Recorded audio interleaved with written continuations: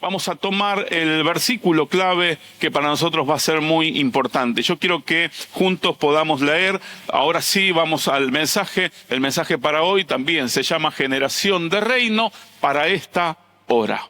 Diga conmigo, generación de reino para esta hora. No le interesa decir repetir. Vamos a vuelta. Generación de reino para esta hora. Tenemos que entender el momento en el que estamos viviendo. No es para mañana, no fue para ayer. ¿Es para cuándo? ¿Para cuándo? Por eso el texto base tiene que ver con Esther capítulo 4, versículo 13 y 14. Voy a tomar un versículo antes para que podamos leer en este día y dice de esta manera. Entonces dijo Mardoqueo que respondiesen a Esther: no pienses que escaparás en la casa del rey más que cualquier otro judío, porque si callas absolutamente en este tiempo, respiro y liberación vendrá de alguna otra parte para los judíos, mas tú y la casa de tu padre pereceréis. Y una pregunta: ¿y quién sabe si para esta hora has llegado al reino? Mire qué interesante. Vamos a poner en contexto la historia de Esther. ¿Cuántos conocen la historia de Esther? Voy a tener que predicar antes de predicar. Contarles la historia. ¿Cuántos conocen? Dígame la verdad, si sé. ¿Cuántos conocen la historia de Esther? Bien. Ahora sea sincero. ¿Cuántos no conocen la historia de Esther? 1, 2, 3, 4, 5. Bueno, y el resto no sabe, no contesta. El libro de Esther es un libro que está en el Antiguo Testamento y nos cuenta una historia muy interesante que le ocurrió al pueblo judío, al pueblo de Israel, en un tiempo que estuvieron cautivos, bajo un imperio muy, pero muy importante que en la historia está completamente registrado. Esta historia es real, es verídica, como todo lo que cuenta la palabra de Dios, como todo lo que nos cuenta la Biblia. El libro de Esther tiene una particularidad interesantísima, que en ningún momento de todo ese libro, es el único libro en la Biblia que no hace la mención de Dios en ningún momento. ¿Ok? Ahora, ¿qué pasó? ¿Quién era Esther? Esther era una jovencita judía que tenía algunos problemas familiares. No se sabe si sus padres de alguna manera la tuvieron que dejar, la abandonaron o murieron, pero ella se crió en la casa, no se sabe si de su tío o de su primo, llamado Mardoqueo. Algunos dicen que era el tío, otros dicen que era el primo. Pero Mardoqueo, de alguna manera, tomó ese rol, no sé si temporal o constante, ese rol de padre. En un momento, en este reino, el reino de Artajerjes, que ustedes lo van a ver seguramente para que se sitúen en el momento histórico en la película 300. Quien vio esa película, usted va a ver que ese rey espantoso y horrible que aparece ahí sería este mismo, si lo situamos en la historia. Este rey tuvo una situación en un momento, su imperio era tan importante que hizo una fiesta muy grande para todo el imperio. Y en un momento le pidió a su reina llamada Basti o Bastí que muestre toda su belleza y posara desnuda para todo el imperio. A lo cual esta reina se negó llevar adelante ese acto y estar en presencia del rey. Esto llevó a que el rey la quisiera de alguna manera matar. Y los sabios y los que estaban alrededor de él le dijeron: mira, acá sucedió algo muy grave. Primero, que usted llamó a su esposa y no vino. Usted llamó a su reina y no vino. Eso se puede replicar a todo el imperio y mañana todas las esposas no van a hacer caso a alguna orden que su esposo le dé, y eso en ese tiempo era algo terrible. Y segundo, usted no la puede matar directamente porque también traería una rebelión frente al imperio, sino lo que usted tiene que hacer es quitarle el reinado, quitarle esa posición de reina y que elijamos una que sea mejor que ella. Entonces este rey en vez de tomar en ira esa decisión, tomó el consejo de los sabios y llamó a hacer un casting, sería, ¿sí? Un concurso, mejor dicho, para elegir a una nueva reina. Y en ese momento, imagínense la cantidad de mujeres que desfilaron frente a ese imperio. Imagínense, el premio era muy, pero muy grande. Era ser no solamente reina de un lugar específico, sino de un imperio. O sea, prácticamente era reina del mundo para ese entonces. Y como los judíos estaban cautivos ahí, Mardoqueo le pidió a Esther que participe de este concurso. Yo no sé lo que habrá sentido Esther, pero fue obediente y tomó la decisión de ir detrás de este concurso. Detrás de ese concurso, algunos dirán, era la suerte la que la acompañó o no la acompañó, pero detrás había algo que estaba obrando en ella, que es la gracia de Dios. La gracia de Dios no es suerte, la gracia de Dios es lo que verdaderamente abre puertas donde parece imposible que esas puertas se abran. Es que contactes a gente que sería imposible que por tus propios medios puedas alcanzarlo. Es llegar a ese nivel o a esa posición que según tu propio camino sería imposible llegar. La gracia de Dios abre esos lugares. Y dicho y hecho, Esther llegó. ¿Cómo? No sabemos, pero el rey la eligió. Entre miles de mujeres la tomaron a ella y la tomó como reina. Y de un día al otro, una jovencita que parecía una huérfana o alguien abandonada por el destino, por su familia, terminó estando en el lugar más importante de un imperio. Y esa historia está registrada en la Biblia. ¿Qué pasó?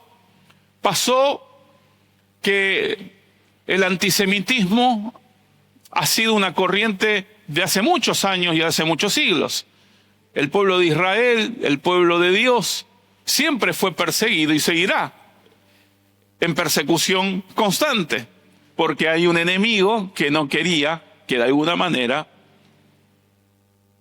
llegara el Salvador a este mundo. Entonces, un alto funcionario llamado Amán decidió perseguir fuertemente a los judíos, y él entendía que como Esther era judía, había que hacer algo para aniquilarlos y exterminarlos del mundo. Lo mismo que quiso hacer Adolf Hitler hace unos 100 años atrás, un poquito menos. Esto siempre estuvo en el corazón de muchos hombres y mujeres, lamentablemente utilizados por el mismo enemigo. Y llevó adelante un plan realmente muy fuerte para aniquilar a todo el pueblo judío. Entonces Mardoqueo, cuando vio y entendió esa situación, necesitó advertirle a Esther, pero pasaba algo. Nadie podía acercarse a una reina porque sí. Mientras era su sobrina o su prima, era una cosa, pero cuando tomó esa posición de reina, era muy difícil llegarle a ella. Por eso en un momento él hizo ayuno delante seguramente de esa fortaleza donde estaba el rey y su reina, y llegó al menos a darle un mensaje. Y el mensaje es esto que leímos. ¿Qué le dijo? Esther, por más allá que vos seas reina, tené cuidado, porque no pienses que vas a escapar fácilmente, porque vos portás una identidad.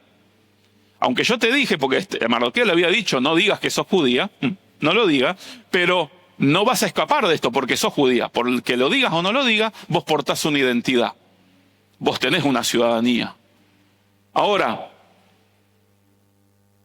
si vos callás absolutamente, Dios puede hacer la obra de otro lado, pero vos y la casa de tu padre van a morir. Y le hace una pregunta tremenda. ¿Quién sabe que para esta hora llegaste a ese lugar y a esa posición? Por eso nosotros tenemos que discernir, hermano, a la luz de esta historia, discernir esta hora, el momento histórico que estamos atravesando. Y entender que tenemos que abandonar, por un lado, el silencio. Tenemos que tomar esa responsabilidad espiritual y responder con valentía a esta pregunta. Pero tenemos que hacerlo con un corazón rendido. Lo tenemos que hacer con un corazón en arrepentimiento. ¿Sabe por qué? Porque Jesús dijo cuando estuvo aquí en la tierra, el reino de los cielos se ha acercado.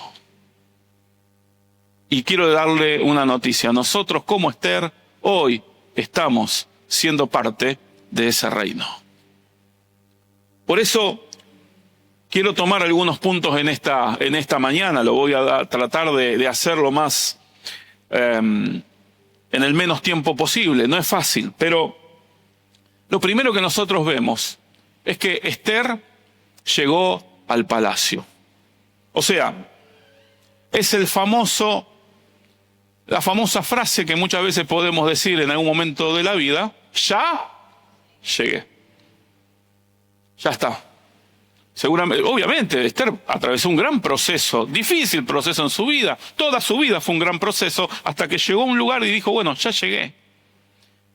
Y usted y yo podemos empezar a transitar diferentes procesos que nos lleven a algún momento en nuestra vida donde dijimos, bueno, ya llegué, ya está. ¿Qué más quiero? Ya está. Y son esos momentos en los cuales se nos tiene que revelar hacia nosotros que no estamos yendo hacia nuestra propia comodidad. No estamos diciendo ya llegué para nuestra propia comodidad, sino estamos para abordar, estamos para completar o complementar una misión especial. Dios nos llamó con un propósito especial a cada uno de nosotros en un lugar específico. Por eso esta frase es tremenda, ¿no? Si vos callás, ¿qué va a pasar? Si vos te callás, ¿qué pasa? Dios va a obrar igual. Segundo, vos podés perder tu parte y lo peor es que tu casa puede pagar un alto precio. Y viene justamente esa pregunta que define destinos, ¿no? Define nuestro propio destino. ¿Quién sabe si para esta hora? ¿Quién sabe si es ahora que llegaste al lugar donde llegaste? No esperes llegar a otro lugar porque llegaste al lugar correcto y es para esta hora. Hermano, Dios tiene preparado para nosotros una hora específica. Y Él hoy quiere levantar una generación que pueda entender que no está para negociar su voz, ni tampoco su obediencia. Por eso tenemos que tener cuidado. ¿Sabe? Muchas veces lo que ocurre esto, que lo que comienza a obrar en nuestra vida es el silencio. Hay quienes se quedan callados, hay quienes dicen, está bien, no digo nada. Tampoco voy a hacer algo malo, pero tampoco me voy a arriesgar mucho. Y nos quedamos en silencio. Por eso Mardoqueo le dice, si vos callás, porque Esther podría haberse quedado ahí tranquila y decir, miren, yo ya llegué, Dios me trajo hasta acá, basta, no quiero tener problemas. No, sí, vamos a tener problemas, porque no estamos para estar callados en esta vida. Y bueno, pasa, pastor, que a veces cuando hablo la embarro. Es mejor equivocarse por hacer que equivocarse omitiendo algo que deberías hacer. Hermano, el silencio, callarse. Callar no es neutralidad. Callarse es, de alguna manera, una postura frente a la vida. A veces no negamos a Dios con palabras, sino que lo hacemos con silencios. Y qué feo que es negar a Dios porque no dijiste nada. A mí me ha pasado y he recibido algunos cachetazos de parte de Dios por haberme callado frente a algo que no tenía que callarme. Claro que sí. Nos podemos equivocar. Por eso Dios nos trajo esta palabra en esta hora, para que entendamos cuál es nuestro lugar, nuestra posición y cuál es la postura que debemos tomar de ahora en adelante. En Proverbios capítulo 31, Salomón decía algo tremendo, ¿no? 31 versículo 8 y 9. Decía, alza la voz por aquellos que no pueden alzarla por sí mismo. Alza la voz por los que no tienen voz. defiende a los indefensos, alza la voz por los pobres y necesitados, procuras que se les haga justicia. Eso decía el sabio Salomón, y lo decía desde ese lugar. Si Dios te ha dado una posición, es para que tomes el dominio de ese lugar y puedas alzar la voz por aquellos que no pueden hablar porque no están en ese lugar. El profeta Ezequiel, hablando por voz de Dios, decía en el capítulo 3, versículos 18 y 19, él decía, si rehusás advertir a los malos, esto Dios le decía, si rehusás advertir a los malos cuando yo quiero que les digas, estás bajo sentencia de muerte, por lo tanto arrepiéntense y salven su vida, ellos morirán en sus propias culpas, pero yo te voy a culpar a vos por ello. En cambio, si vos le advertís y ellos siguen actuando mal y rehúsan arrepentirse, ellos morirán en sus propias maldades, pero tú estarás sin culpa porque hiciste lo que tenías que hacer. ¿Qué tenías que hacer? Hablar. Por eso hay silencios, hermanos, que muchas veces enfrían más que un aire acondicionado. Hay silencios en casa. A veces en nuestra casa, como no queremos enfrentar una situación, ¿qué hacemos? No lo hablamos. Y ese silencio comienza a carcomer el ambiente. Son esos silencios que enfrían. No hablar, no perdonar, no corregir, no afirmar. En la ciudad en la que vivimos, en el país donde vivimos, muchas veces también esos silencios habilitan injusticias. Gracias a Dios que hemos tenido un ejemplo muy claro en los últimos años, donde un pueblo que se levantó y gritó por los que no tenían voz. Y ciertas políticas comenzaron a retroceder, pero eso tiene que ser una constante en nosotros. Y en el ministerio nos pasa lo mismo, en el servicio a Dios hay silencios que dejan heridas sin sanar. Ah, pastor, yo tengo problema con aquel hermano, pero dejémoslo ahí, que el tiempo lo cure. Mire, el tiempo no cura absolutamente nada. Si no hablamos, la infección nos va a terminar matando. Y entre hermanos, en Cristo no podemos no tener la posibilidad de hablar las cosas. Pastor, yo quiero hablar con el hermano, pero el hermano no quiere hablar conmigo. Bueno, vas a seguir orando hasta que ese momento se pueda abrir, esa instancia se pueda abrir y puedan hablar pacíficamente, perdonándose y entendiendo que somos una familia en Cristo.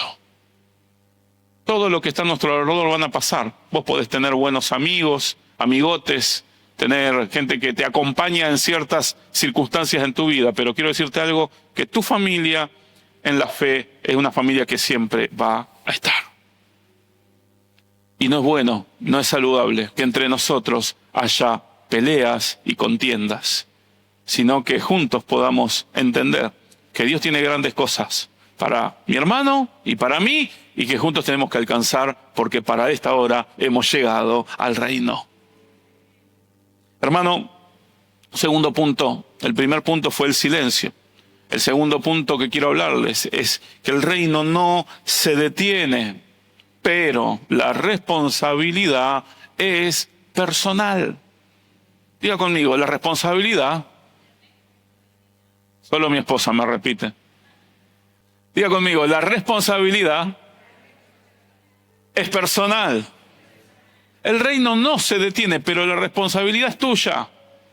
A ver, ¿qué le dijo Mardoqueo? Respiro y liberación vendrán de otra parte. Si vos callás, Dios va a hacer la obra. Dios no está desesperado.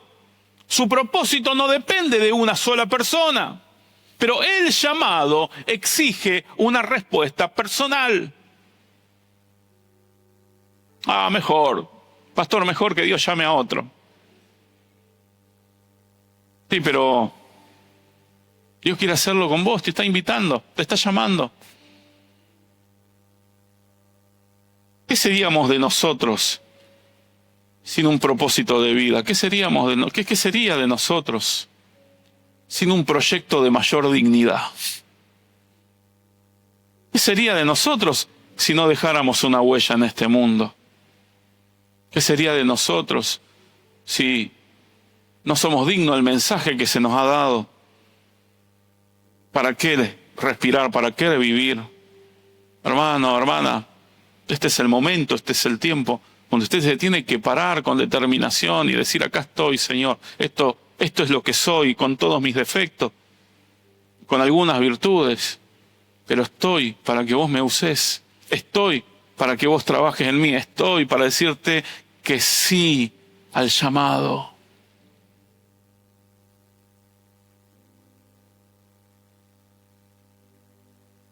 Job decía: yo conozco que todo lo puedes,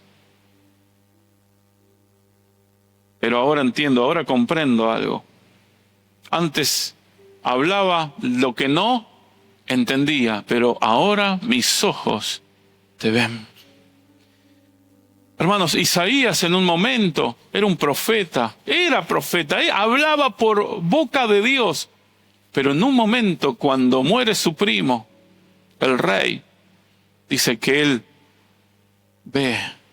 lo ve a él y cambia completamente hasta su propia profecía, cambia su manera de proceder, porque tiene un encuentro especial con aquel que lo llamó, porque él escuchó desde el cielo una voz que decía: ¿a quién enviaré? ¿Y quién irá por nosotros? ¿Cuál fue la respuesta de Isaías? Heme aquí, envíame a mí. No me siento digno, pero acá estoy. Hermanos, muchas veces Dios produce, como dice Filipenses capítulo 2, versículo 12, Dios produce el querer y el hacer, ¿o no? Pero nosotros tenemos que obedecer y tenemos que poner nuestra mano en la obra. Por eso Jesús dijo: tengan cuidado, porque si ustedes callan, ¿qué van a hablar? Las piedras hablarán. Hermano, Dios va a salvar, Dios va a restaurar y Dios va a levantar. Eso no queda ninguna duda.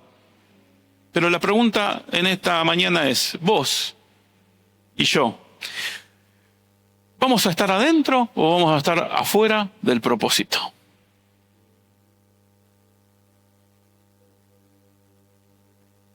¿Sabes que hay una tragedia silenciosa? ¿No perder la salvación? No, sino perder la asignación. Nosotros muchas veces, yo crecí posiblemente bajo una teología donde la salvación se perdía, entonces tenemos que cuidarlo todo el tiempo a la salvación, con temor y temblor. Muchos otros dicen: no, la salvación no se pierde, es una discusión teológica. Pero sabe que hay algo que encontramos que es más difícil y es lo que a nosotros nos tendría que dar ese temor santo, es perder la asignación. Entonces no hagas lo que estás haciendo para ir al cielo, porque yo no sé, la verdad, no lo sé, no te puedo decir si la salvación se pierde o no se pierde.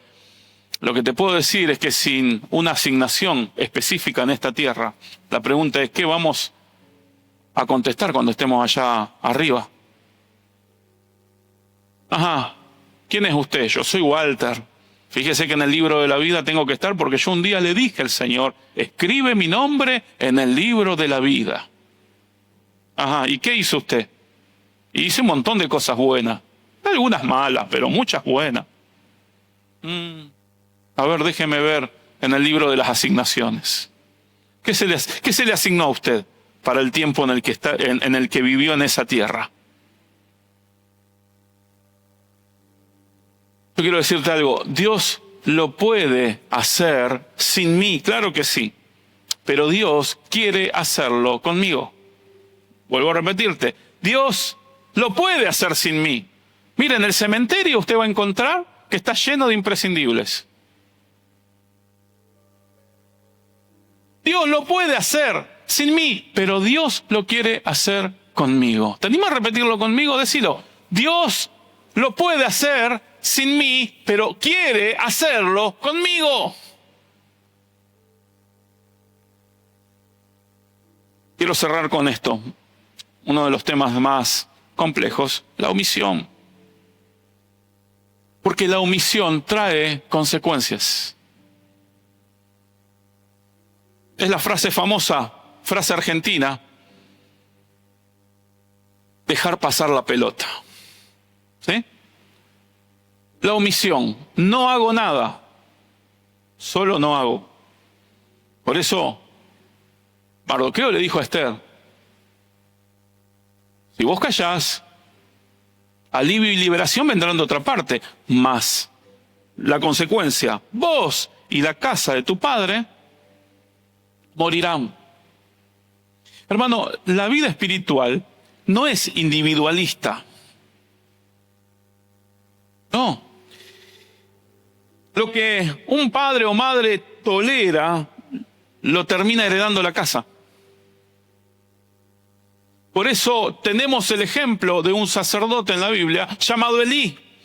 Toleró tanto a sus hijos, las macanas que se mandaban, los toleró tanto, que eso se terminó enquistando en un comportamiento y una conducta, que lo único que lo pudo parar fue la misma muerte. ¿Que nuestros hijos se puedan equivocar? Claro que sí. Pero lo que nosotros no podemos hacer es omitir situaciones que no debemos omitir. Hay que enfrentar y hay que decir. Con amor, claro que sí. Pero hay que confrontar aquello que no queremos que quede enquistado en nuestra casa. Lo que un líder calla en una congregación, lo termina pagando la congregación. Por eso nuestra responsabilidad muchas veces aquí no es ser duro, sino confrontar situaciones específicas que nos pasan en nuestro diario vivir para que eso no se torne una herencia en nuestra casa y termine destruyendo a nuestra generación. Dios le dijo al pueblo de Israel, Deuteronomio capítulo 30, 19, escoge pues, ¿la vida o qué? O la muerte. Pongo delante de vos dos opciones, no hay matices. No te puedo decir un poco de vida, más muerte que vida, un poco más de muerte que vida. Acá no hay matices. Escoge la vida o escoge la muerte. La determinación de Josué, ¿qué dijo Josué? Señores, ustedes hagan lo que quieran. Yo y mi casa serviremos a Dios. Digo para aquellos que comparan su casa con otras casas. Sí, pastor, usted tiene razón de lo que yo debería cambiar. Pero fíjese aquel, fíjese el otro. A mí no me interesa lo que haga aquel, lo que haga el otro. Quiero que vos y tu casa sirvan a Dios. Por eso la omisión en el carácter es peligroso. Hay quienes tienen ya, de alguna manera, tienen incorporado en su carácter esta cuestión de omitir situaciones. Yo soy callado, yo no digo nada, hasta que pasa todo. Omisión en la familia. Bueno, después hablamos, dejemos que el tiempo acomode las cosas. Hasta que ya no se habla del asunto, y un asunto que termina matando y destruyendo a esa familia. La famosa omisión espiritual. Bueno, ya voy a empezar a servir a Dios, ya me voy a empezar a congregar, algunos, y terminan enfriándose, terminan con su corazón endurecido. Por eso, hermano, lo que no se confronta se multiplica. Lo que no se confronta se multiplica. Lo que no se corrige se termina heredando.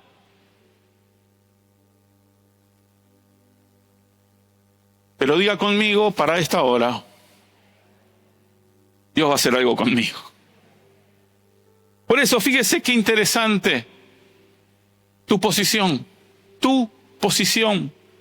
Hermanos, terminamos con la pregunta. ¿Y quién sabe si para esta hora has llegado al reino? Esther, el reino te posiciona ¿para qué? Para bendecir, para servir, para interceder y para ser la voz de lo que no tienen voz. Para eso el reino te posiciona. Hermano, no estás donde estás por casualidad, estás por providencia. Estás porque la mano de Dios te llevó hacia ese lugar, hasta ahí. Hasta aquí nos ayudó el Señor, hasta aquí hemos llegado. Pero el reino te va a posicionar para esto, para que puedas bendecir a otros, para que puedas interceder, servir, para que puedas ser la voz. Tu palacio puede ser tu casa, puede ser tu barrio, puede ser tu lugar público en el lugar donde Dios te ha puesto. Ese puede ser tu palacio, claro que sí. La pregunta no es, ¿qué tengo? Señor, dame para que yo haga. La famosa oración. Ay, Señor, si vos me diera, yo haría. No es esa la pregunta. Sino es, ¿para qué Dios me dio aquello que hoy tengo?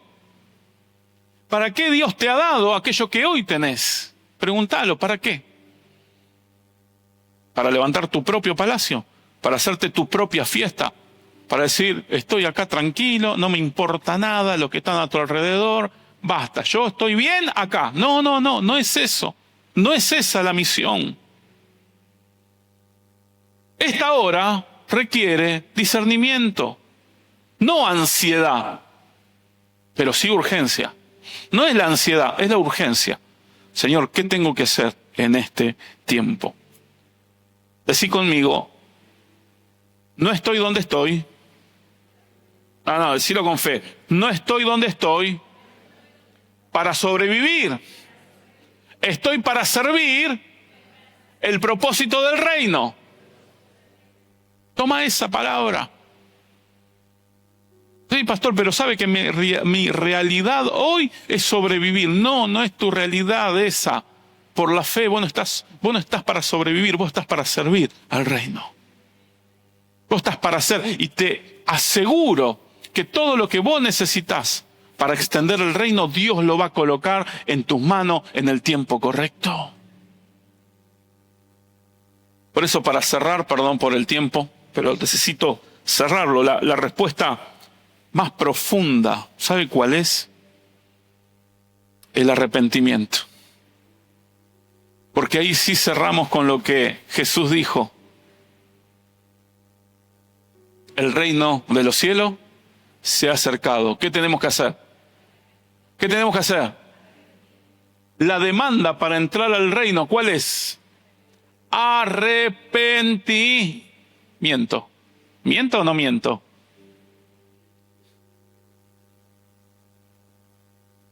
Como dice un amigo, un tratamiento, un poco trato, un poco miento.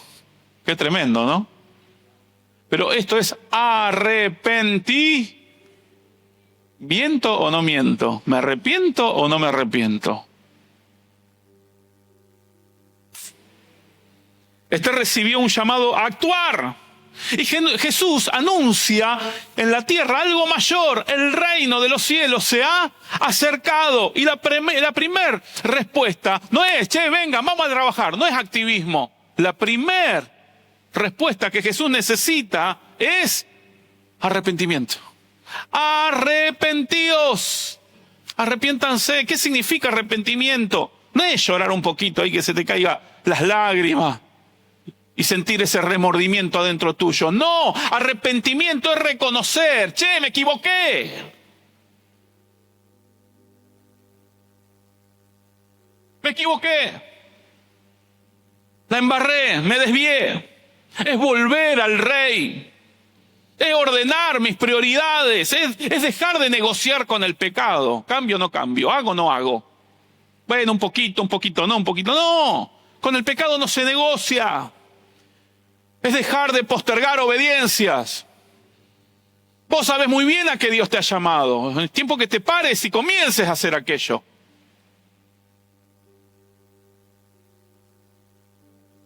Mire, Jesús en varias oportunidades dijo, señores, el tiempo se ha cumplido. Arrepiéntanse y crean en el Evangelio. ¿Lo dijo así o no?